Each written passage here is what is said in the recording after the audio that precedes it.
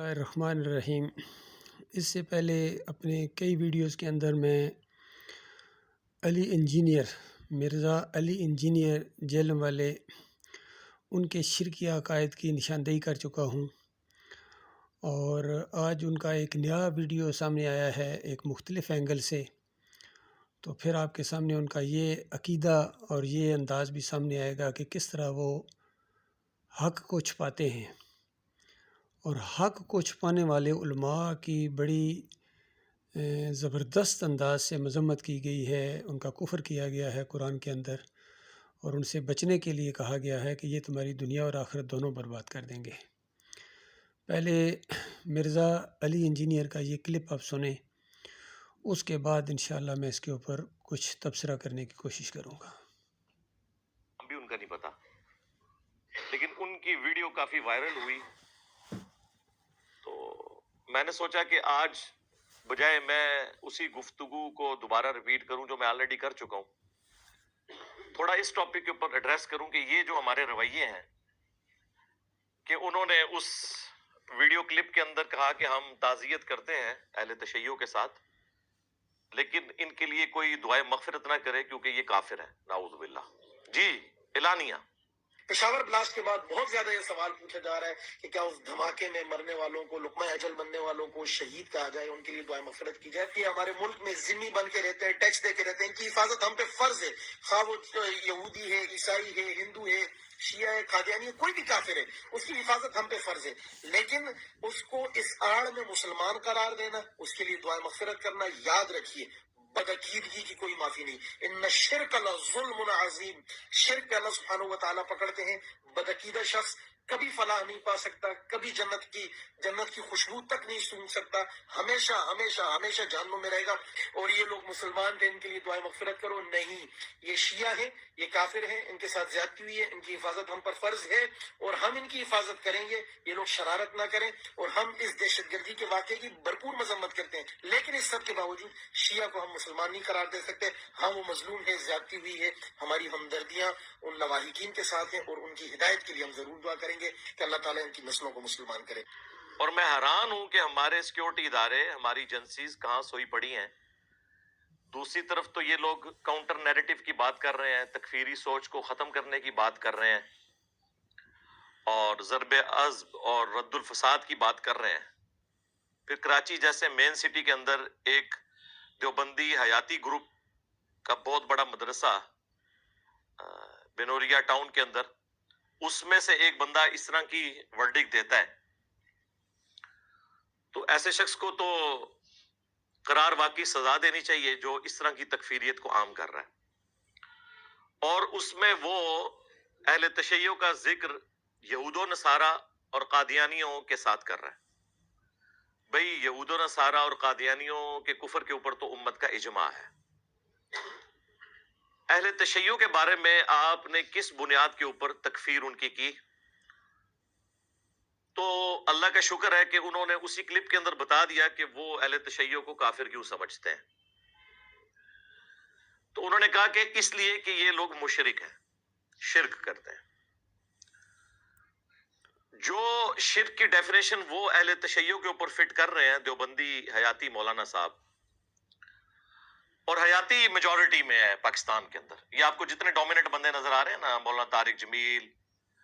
اور مفتی تقی عثمانی صاحب،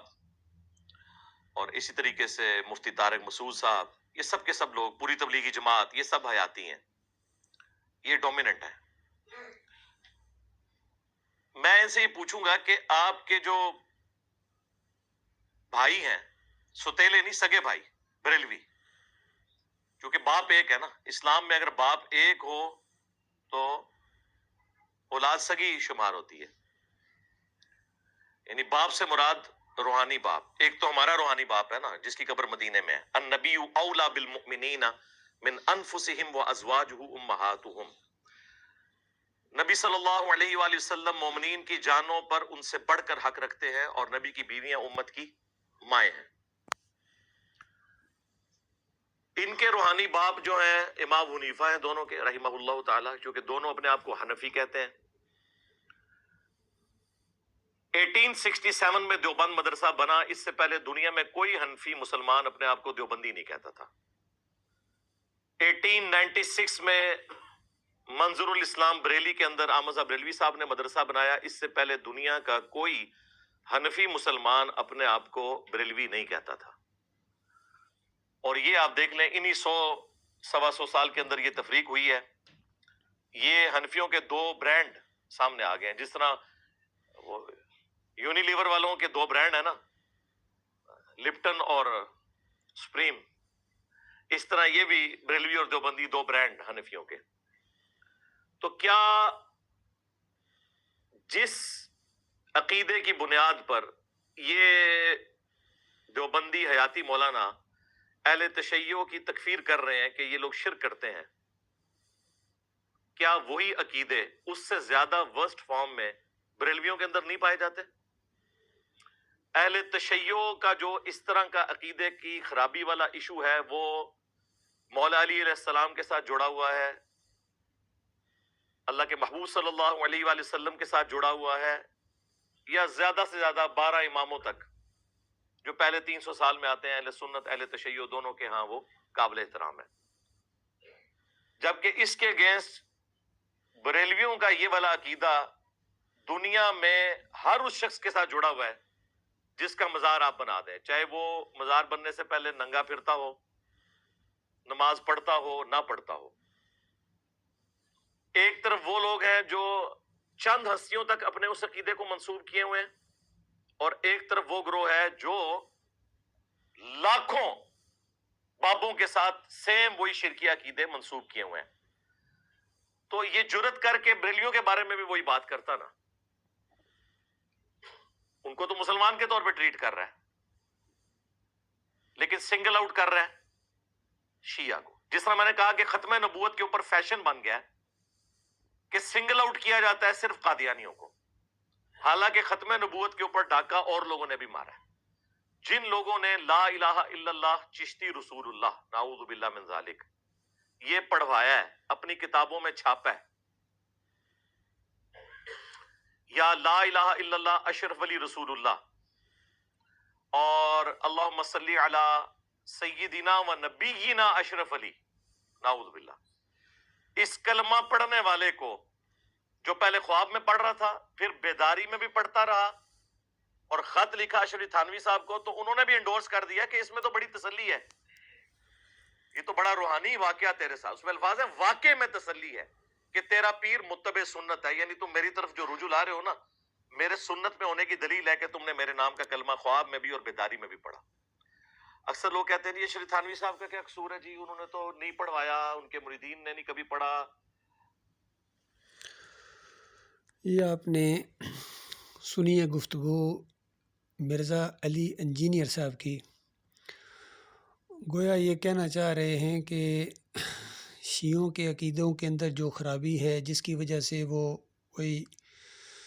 مولوی صاحب ان کو کافر قرار دے رہے ہیں، اس سے زیادہ بد عقیدگی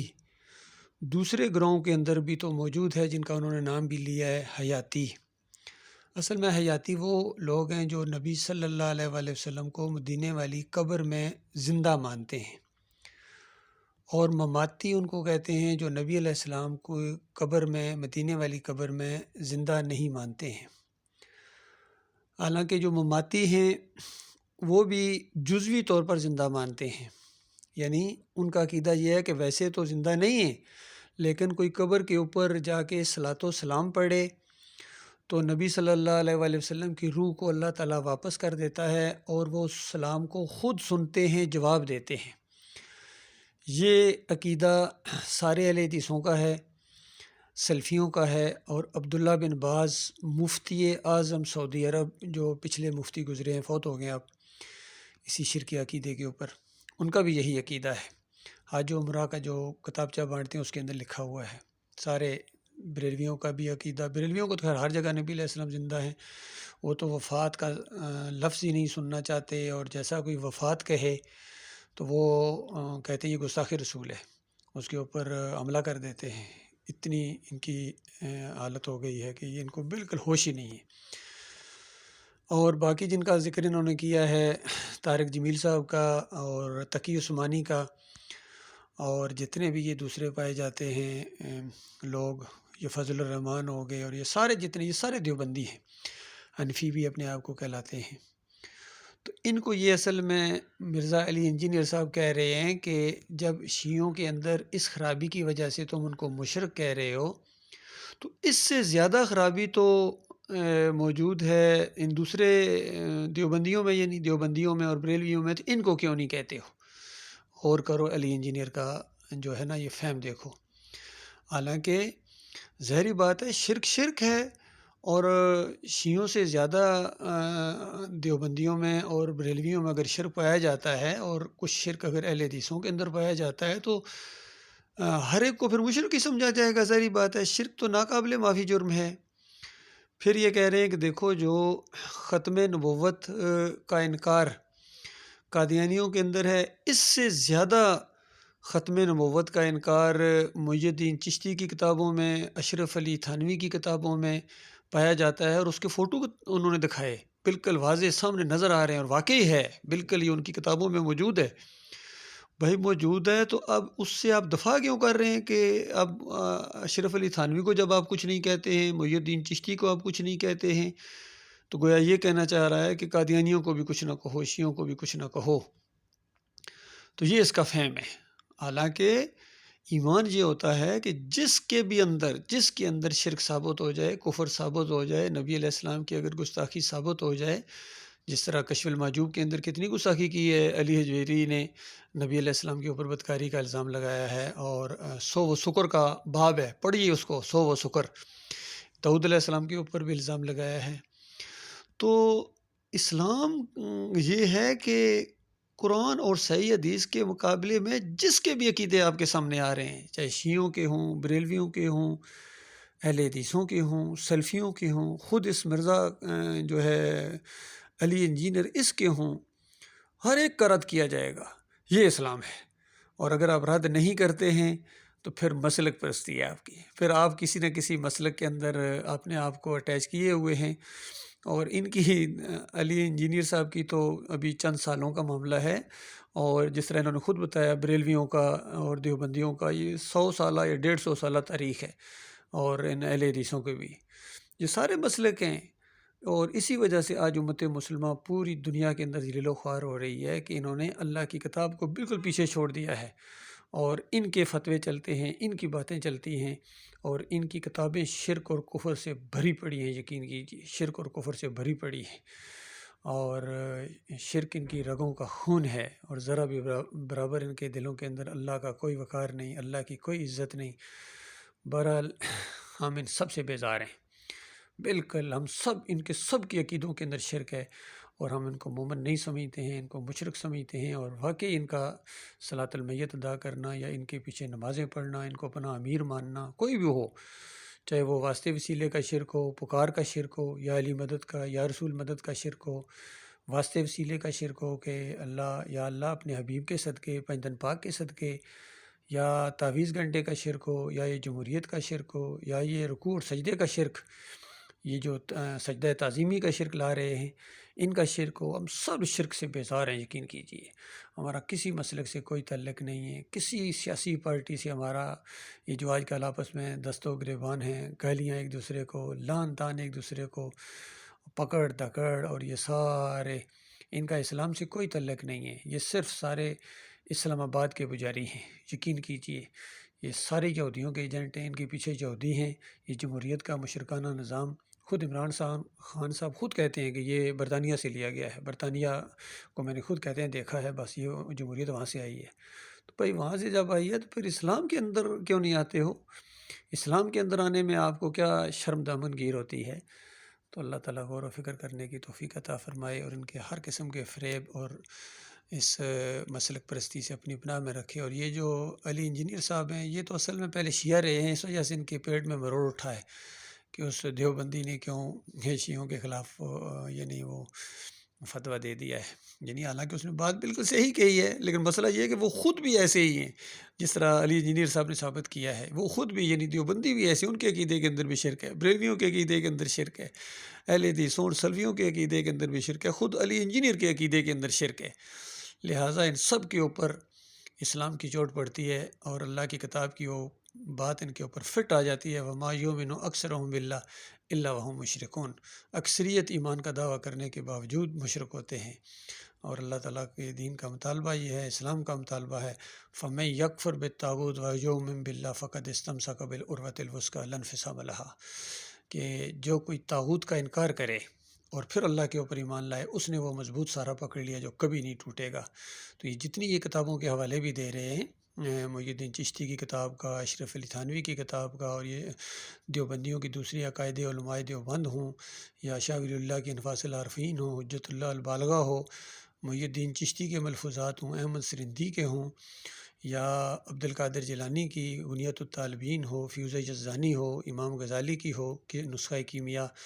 ان سب کے اندر شرک ہے. یقین کیجئے شرک ہے اور کفر ہے اور اللہ کے دین کا انکار ہے. اور شرک کے ساتھ جو مر گیا بس اس کی چھٹی ہو گئی، یعنی وہ کبھی بھی جنت میں نہیں جا سکے گا. کہیں مالک فرماتا ہے صرف شرک کی معافی نہیں، اس کے علاوہ ہر گناہ کی معافی ہے. کہیں فرمایا جس نے شرک کیا اور موت آ گئی اس پر جنت حرام کر دی گئی. کہیں فرمایا شرک کرنے والے کا جنت میں جانا اتنا ناممکن ہے جتنا سوئی کے ناکے سے اونٹ گزار دو. تو اللہ کے بندوں غور و فکر کرو، توبہ کرو، معافی مانگو اپنے مالک اور خالق سے.